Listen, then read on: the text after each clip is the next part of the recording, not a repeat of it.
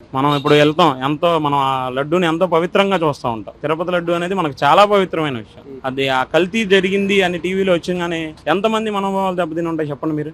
ఇలాంటి ప్రసాదమా మనం తీసుకుంది ఇప్పుడు దాకా? దీన్ని మనం కళ్ళకద్దుకుని తిన్నామా? మనం ఎంత పవిత్రంగా చూస్తాం. అది ట్రైన్ లో తెచ్చుకునేటప్పుడు కాలికి అలా దగ్గర ఉంటేనే మనం 10 సార్లు దండం పెట్టుకుంటా ఉంటాం. అలాంటి లడ్డూలో ఎంత కల్తీ జరిగిందని చాలా మంది బాధపడ్డారు.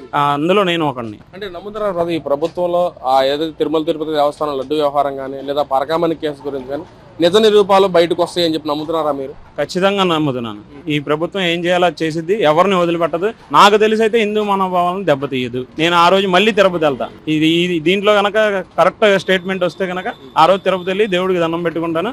ఆ దేవుడికి కూడా అదే చెప్తాను, వాళ్ళని తప్పు చేసిన వాళ్ళని శిక్షించావు చాలు, హ్యాపీ అని చెప్పి నేను వెళ్ళి దండం పెట్టుకున్నాను. అందులో కూడా జగన్మోహన్ మాట్లాడుతున్నాడు, ఎవరైతే గతంలో ఈవో తిరుమల దేవస్థానానికి ఈవోగా ఉన్న మనిషి గతంలో ఎన్నో వేల కోట్లు తిరుమల తిరుపతి దేవస్థానానికి దానం చేశాడు, అలాంటి వాడు దొంగతనం చేస్తాడా అని చెప్పి కూడా మాట్లాడుతున్నాడు. ఎలా చూడొచ్చు మరి? ఎవరికి దానం చేశారు, ఏ పేపర్లో వేశారు, మనకేమన్నా చూపించారేంటి దానం చేస్తారని? ఎప్పుడో వరదల్లో డబ్బులు ఎత్తన్నారు, ఇప్పుడు దాకా ఇచ్చారో లేదో తెలియదు. అలాంటివి మనకి చెప్పి అదే సాక్షి పేపర్లో వాళ్ళని జగన్మోహన్ రెడ్డి ఇన్ని కోట్లు ఇస్తున్నారు కదా, పేపర్ ఇదిగోండి చెక్ రాసి పలానా సీఎంకి అందజేశారు లేదా లోకేష్ గారికి అందజేశారని చెప్తే మనకు తెలిసిద్ది.